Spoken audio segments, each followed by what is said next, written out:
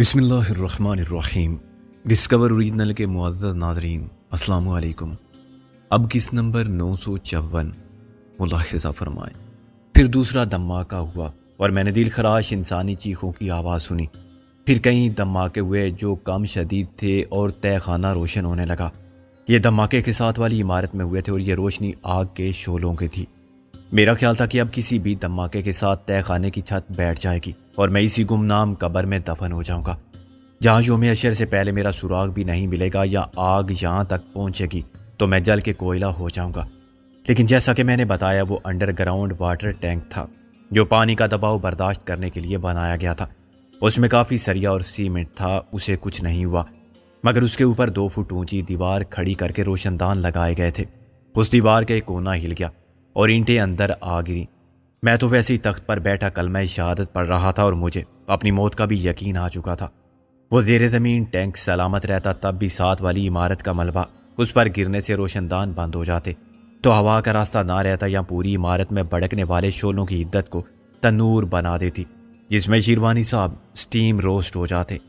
اینٹوں کے اندر گرنے سے دھماکہ ہوا تو میں چھلانگ مار کے دوسرے کونے میں جا کھڑا ہوا، مگر پھر مجھے اوپر شگاف سے باہر کا اجالا نظر آیا اور میں نے الاؤ کی طرح جلتی آگ کی ایک جھلک دیکھی۔ میں نے ہمت کی اور میز کو گھسیٹ کر اس شگاف کے قریب لے گیا۔ اس کے اوپر کرسی رکھی تو میرا سر شگاف تک پہنچ گیا۔ احاطے کے ساتھ دونوں طرف بلند عمارات تھیں اور دھماکے کے دائیں جانب والی 3 منزلہ بلڈنگ کے نچلے حصے میں ہوئے تھے۔ جیسا کہ مجھے بعد میں پتہ چلا، وہاں آتش بازی کا سامان بنتا تھا اور ایسی جگہ پر دھماکے کے لیے ایک معمولی چنگاری بھی بہت ہوتی ہے۔ حفاظتی انتظامات کے معاملے میں تو بڑے بڑے اداروں کی کارکردگی کا حال دیکھ کے افسوس ہوتا ہے۔ آتش بازی بنانے والے بھی احتیاط ضرور کرتے ہیں، مگر عموماً وہ شارٹ سرکٹ کے امکانات کو بھول جاتے ہیں۔ ہاں، ایسے کئی حادثات ثابت ہو چکے ہیں۔ پھر بھی یہ کام پرانے شہر میں عین رہائشی علاقے میں جاری ہے۔ دھماکوں سے عمارت کا ایک حصہ گرا تھا اور باقی حصے آگ کی لپیٹ میں آ گئے تھے۔ درمیان میں کباڑی کی احاطے کی موجودگی نے دوسری طرف کے مکانات کو محفوظ کر دیا تھا، مگر اس بلڈنگ سے متصل عمارتوں کو بہرحال خطرہ لاحق تھا۔ میں لوگوں کا شور سن سکتا تھا اور تصور بھی کر سکتا تھا کہ افراتفری میں کیا منظر ہوگا۔ کچھ جان بچا کے نکل رہے ہوں گے تو کچھ سامان نکال رہے ہوں گے، اور کچھ جیدار ملبے میں سے لوگوں کو نکالنے یا آگ بجھانے کی کوشش میں اپنی جان کی بازی لگانے سے بھی دریغ نہیں کریں گے۔ پھر فائر بریگیڈ آئے گا اور ایمبولینس پہنچے گی اور صبح بس ایک خبر ہوگی کہ اس حادثے میں اتنے ہلاک اور اتنے زخمی ہوئے۔ اخبارات کچھ لے دے کر کریں گے کہ انتظامیہ کو اس خطرناک کاروبار پر قدغن لگانا چاہیے۔ ہوگا کچھ نہیں۔ خود میں اس وقت کسی اور کے بارے میں نہیں، صرف اپنی جان بچا کے فرار ہونے کی فکر میں تھا۔ یہ تقدیر کی ستم ظریفی ہے یا زندگی اور موت کا فنا اور بقا کا سمجھ میں نہ آنے والا کھیل، کسی کی قضا اور کسی کے لیے حیات نو کا بہانہ بن جاتی ہے۔ جب آدمی کی اپنی جان پر بن جائے تو وہ کتنا خودگرض اور کمینہ ہو جاتا ہے، اس کا اندازہ عام حالات میں نہیں کیا جا سکتا۔ میں نے دیکھا تو نہیں تھا اور پڑھا ہے کہ قحط اور خشک سالی میں ایک مٹھی چاول کے لیے عورتوں نے اپنی عصمت بیچ دی، اور مامتا بیچ دی، انسان ایک آدم خور حیوان بن گیا۔ میں بھی وہاں سے نکلا تو مجھے بالکل خیال نہیں آیا کہ میں مدد کرنے والوں میں شامل ہو جاؤں۔ میں عمارت کے عقبی حصے میں تھا اور چیخ پکار سامنے کی طرف تھی۔ اگر میں چاہتا تو گھوم کے ادھر بھی جا سکتا تھا، مگر معلوم ہے میں نے کیا کیا؟ تو کچھ نہیں کر سکتا تھا۔ جو تجھ سے پہلے پہنچ چکے تھے وہی بہت ہوں گے۔ تماشا دیکھنے والوں کی بھیڑ کام کرنے والوں کے لیے مشکلات پیدا کرتی ہے، مگر میں نے یہ بھی نہیں سوچا۔ مجھے خیال آیا کہ میز کی دراز میں جو نوٹ پڑے ہوئے ہیں وہ نکال لوں، ورنہ بعد میں وہ جل کے خاک ہو جائیں گے یا انہیں کوئی اور لے جائے گا۔ اب یہ لالچ میں جان کی بازی لگانے والی بات تھی۔ میں پھر اندر اتر گیا اور میں نے بڑے بڑے نوٹوں کی گڈیاں اپنی جیبوں میں ٹھونس لی، قمیض کے بٹن کھول کے پتلون کی بیلٹ میں اڑس لیں اور 5 منٹ میں پھر باہر آ گیا۔ یہ کتنا خطرناک کام تھا۔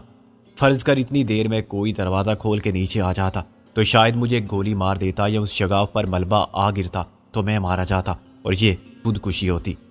تو نے واقعی بڑی حماقت کی۔ گلو اور بوبی کے لیے یا ہمارے لیے تیری جان کا بدلہ وہ پیسہ ہو سکتا ہے؟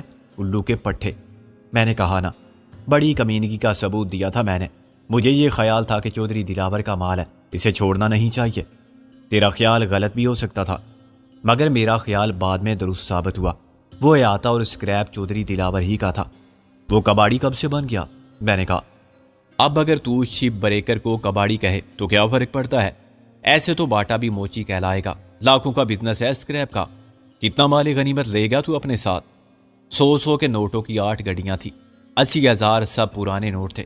पता नहीं वहां क्यों रखे हुए थे। वो महफूज जगह थी। लोग अपना पैसा घर की तिजोरियों में रखते हुए डरते हैं। मुमकिन है वो रकम किसी को अदा करनी हो या किसी ने अदा की हो। बैंक तो 1 बजे ही बंद हो जाते हैं। मैंने कहा। खैर मैं उसके बाद वहां से भागा तो पलट के नहीं देखा। किसी दुश्वारी के बगैर मैं आते की दीवार पर से दूसरी जानिब सड़क पर पहुंच गया तो मुझे अंदाजा हुआ कि वो बादामी बाग का इलाका था। मैंने एक टैक्सी पकड़ी और 10 बजे घर पहुंच गया। मेरी हालत देख के गुल परेशान हो गई, लेकिन मैंने उसे सिर्फ इतना बताया कि कुछ देर पहले मैंने चौधरी दिलावर को इस गली से निकलते देखा है। चुनाचे हब्बा में 1 मिनट ज़ाया किए बगैर यहाँ से फरार हो जाना चाहिए। मुझे मालूम था कि मेरे पास 1 घंटे की मोहलत ज़रूर है।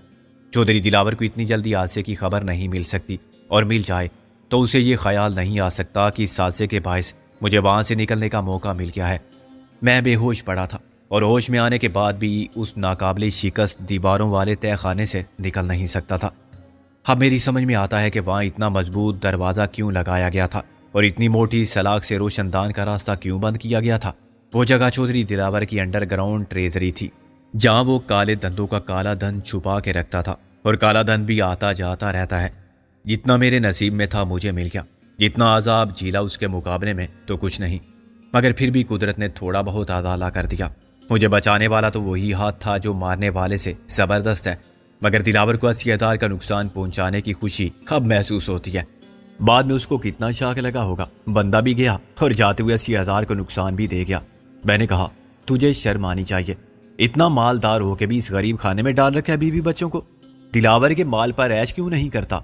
मोहसिन अंसा, नो ऐश विदाउट कैश। ये तो सही है, मगर मैं गीदड़ की तरह शहर का रुख करने से डरता हूँ।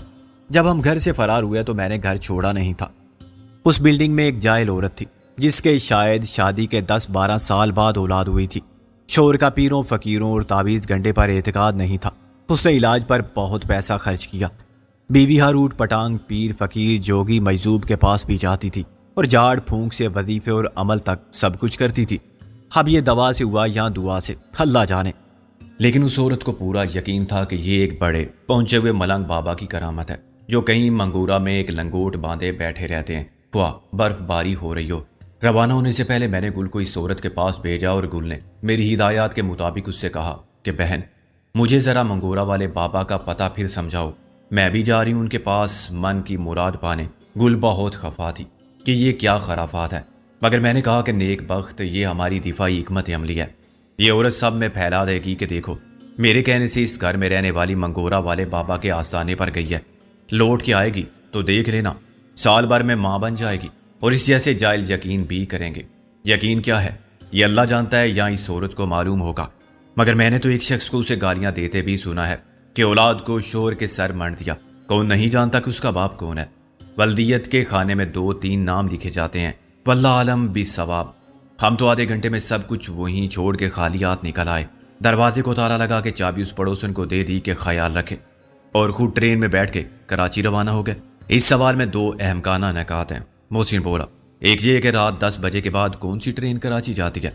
दूसरी ये, दौलतमंद लोग ट्रेन में रींग रींग के सफ़र नहीं करते। हम गए एयरपोर्ट और नाइट कोच पकड़ने की कोशिश की। फ़्लाइट इस्लामाबाद से आ रही थी। हमें चांस पर सेट का इंतज़ार करना पड़ा। इन्नल्लाह मा साबिरीन। रात 11:30 बजे लाहौर से रवाना होने वाले जहाज़ ही में जगह मिल गई और 1:30 बजे हम कराची एयरपोर्ट पर उतरे। तो खुद मुझे यकीन नहीं आता था कि सिर्फ 4 घंटे पहले मुझे होश आया तो मैं कहाँ था। तमाम रास्ते मेरे तस्वुर में वो जगह रही जहाँ धमाका हुआ था और मैं कुदरत की करम नवादी पर हैरान होता रहा।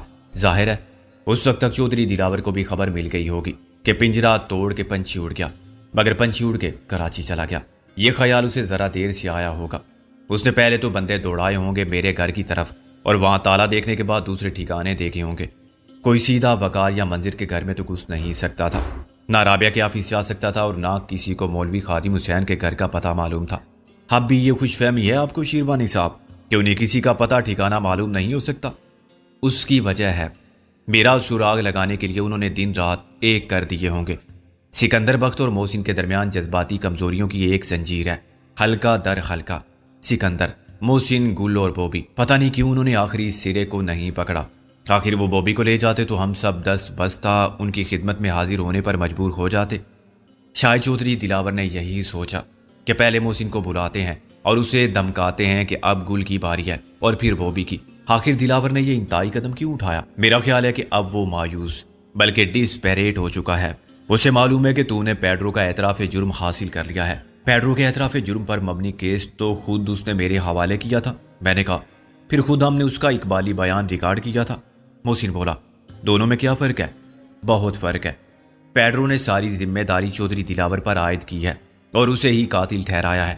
اس نے یہ بھی بتایا تھا کہ چودھری دلاور کے خلاف جرائم کے بہت سے ثبوت اس کی ایک ڈائری میں درج ہیں۔ کیا یہ ڈائری والی بات دلاور کے علم میں تھی؟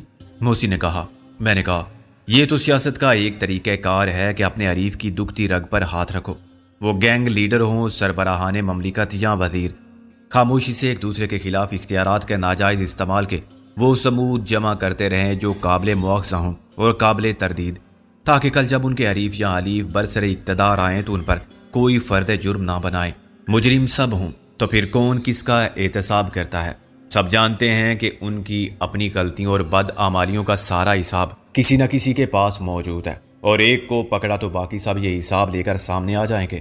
پیڈرو کا کہنا تھا کہ وہ اسی لیے اب تک بچا ہوا ہے کہ اس کے پاس چودھری دلاور کی ایسی تیسی کرنے کے لیے بہت مواد ہے، اور یہ بات دلاور کو معلوم ہوگی۔ پھر اس نے خود پیڈرو سے یہ مواد حاصل کیوں نہیں کیا؟ بے وقوف آدمی، اپنے حفاظتی نظام تک کون اتنی آسانی سے رسائی حاصل کرنے دیتا ہے؟ یہ سسٹم اسی صورت میں کامیاب ہوتا ہے جب فول پروف، یعنی اس میں خامی کوئی نہ ہو۔ اگر دلاور کے لیے یہ اتنا آسان ہوتا کہ پیڈرو کو جب چاہے جبر کے شکنجے میں دبا کے اس سے کہے بتاؤ میرے خلاف کیا گولہ بارود اکٹھا کر رکھا ہے اور کہاں چھپا کے رکھا ہے، تو پیڈرو ہر وقت حاضر تھا۔ مگر اس نے بھی استادوں سے استادی سیکھی تھی۔ دلاور ایسی حماقت کرتا تو وہ آنکھوں میں آنکھیں ڈال کے کہتا کہ اپنے چودھری صاحب ذرا خیال سے، اگر مجھے کچھ ہوا تو آپ کی بھی خیر نہیں، میں نے بڑا پکا بندوبست کر لیا ہے خیر سے، اتنا عرصہ آپ کے ساتھ رہ کے جگ نہیں ماری۔ چنانچہ اس نے پیڈرو کو تمہارے حوالے کر دیا اور پھر خود تمہارے پیچھے لگ گیا۔ محسن بولا ہاں، وہ سائے کی طرح ہمارے تعاقب میں تھا۔ جب اسے پتا چلا کہ پیڈرو نے ہمارے ساتھ مل کے محال بنا لیا ہے، اپنی جان بچانے کے لیے دلاور کو مروانے کی تحریک میں شامل ہو گیا ہے اور دلاور کے خلاف کامیابی سے استعمال ہونے والا سارا اسلحہ بھی دشمنوں کے حوالے کر دیا ہے، تو وہ گھبرا گیا، پینک کا شکار ہو گیا۔ جب تک میں فرانچ وکیل کے حلیے میں تھا اسے پتہ نہیں چلا، جب پتہ چلا تو فرانچ وکیل غائب ہو گیا۔ اس نے مجھے پنڈی میں ملک خدا داد کے قتل میں پکڑوانے کی کوشش کی، پھر اس کے بھائی ملک نبی داد کے ذریعے وقار یوسف کے گھر سے اٹھوانا چاہا، مگر معاملہ الٹا ہو گیا۔ وہ چاہتا ہوگا کہ پیڈرو کے اصل اعتراف جرم کا کیس اور اس کی ڈائری مل جائے۔ اسے ڈائری کے بارے میں کیا معلوم تھا؟ ڈائری سے میری مراد ہے وہ مواد جو پیڈرو نے ہمارے حوالے کر دیا تھا۔ دلاور نے دیکھ لیا ہوگا کہ پیڈرو کس طرح ہم سے تعاون کر رہا ہے، اور جب پیڈرو ایک حادثے کی وجہ سے مارا گیا اسے حادثہ ہی کہا جائے گا۔ میں نے کہا شیروانی صاحب پیڈرو زندہ ہے۔ محسن اچھل پڑا، پیڈرو زندہ ہے؟ ہاں، وہ حرام زادہ بچ گیا تھا، زخمی ہو کے کسی ہاسپٹل میں پڑا تھا، اور وہاں سے اس نے یعنی شیخ مختار نے کراچی فون کیا تھا۔ تجھے کیسے معلوم ہوا؟ میں گیا تھا وہ ڈائری لینے جو پیڈرو کے آفس میں تھی۔ اس کی میز کی دراز میں نے کہا ڈائری کو چرا کے لانا ناممکن تھا۔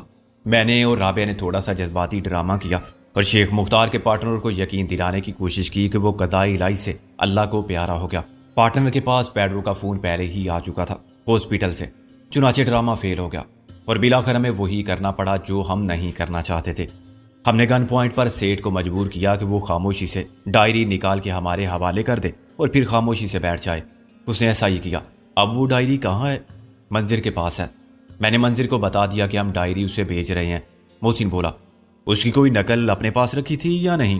میں نے کہا ہاں، ایک نقل میرے پاس ہے، بس مجھے ڈر تھا کہ وہ ڈاک میں ادھر ادھر نہ ہو جائے۔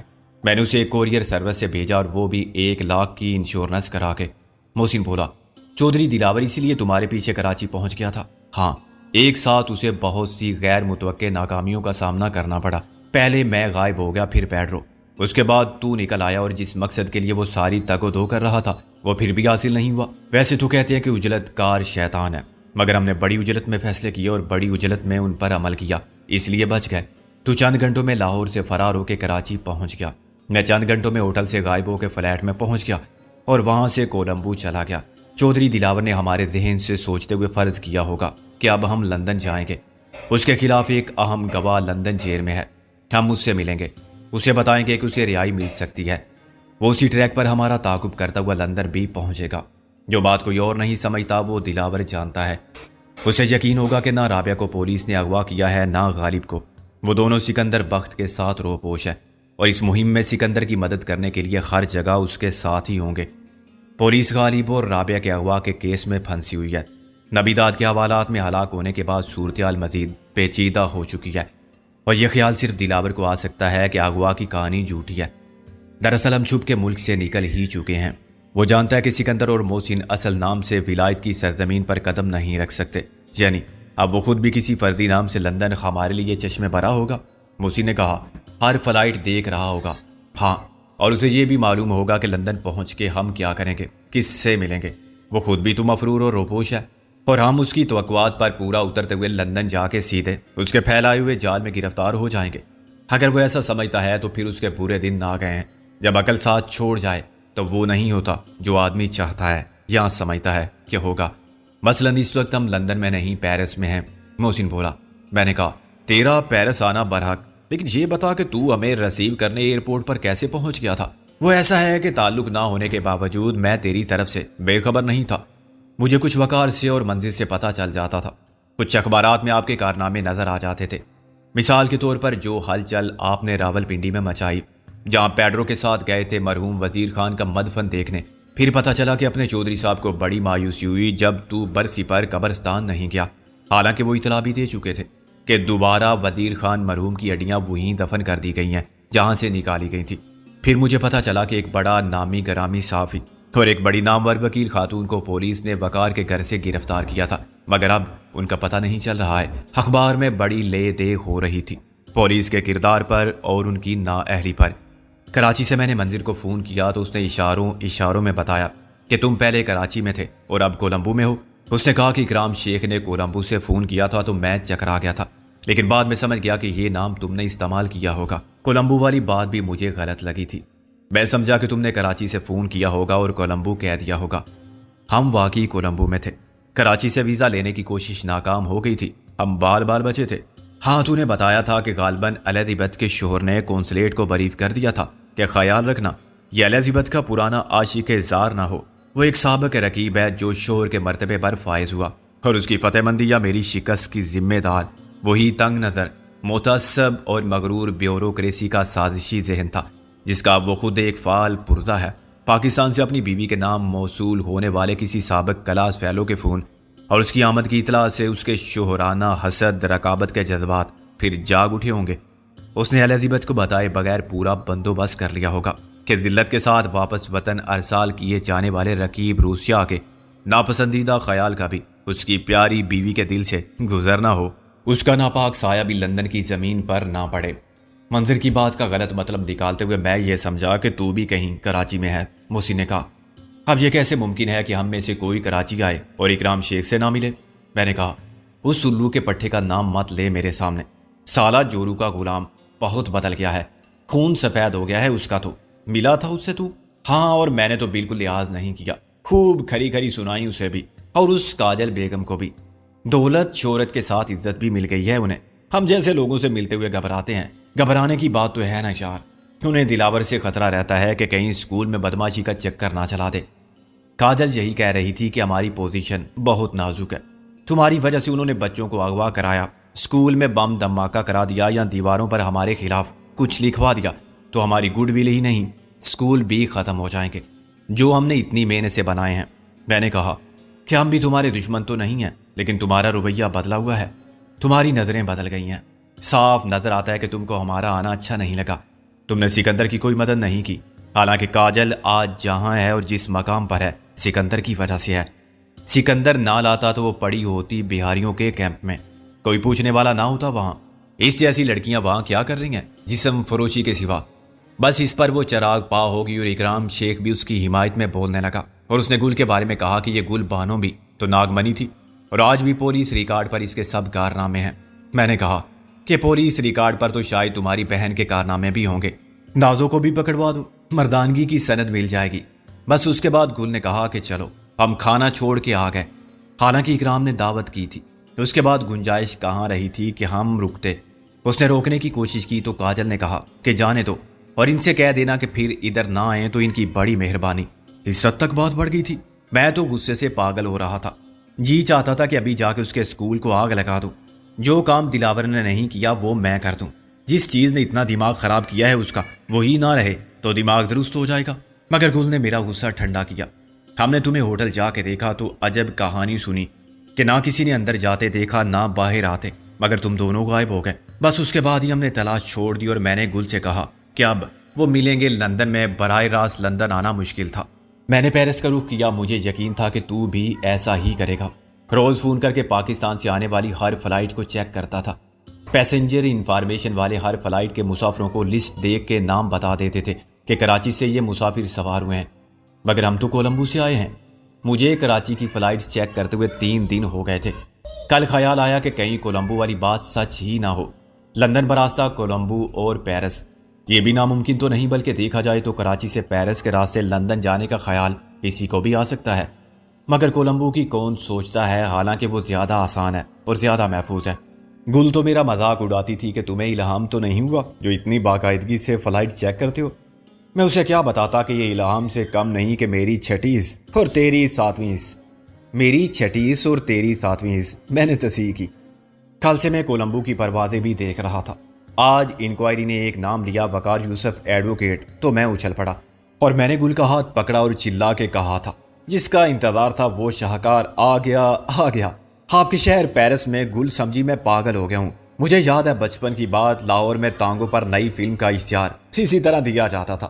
تانگے کے 3 طرف پوسٹر لگائے جاتے تھے بڑے بڑے. اندر بیٹھے ہوئے ایک شخص اشتہار پھینکتا جاتا تھا جس پر فلم کی ریلیز کی دھماکہ خیز تاریخ کے علاوہ دیگر سنسنی خیز تفصیلات اور بعض اوقات ہاتھ سے بنائی ہوئی ہیجان خیز تصویریں بنی ہوتی تھیں.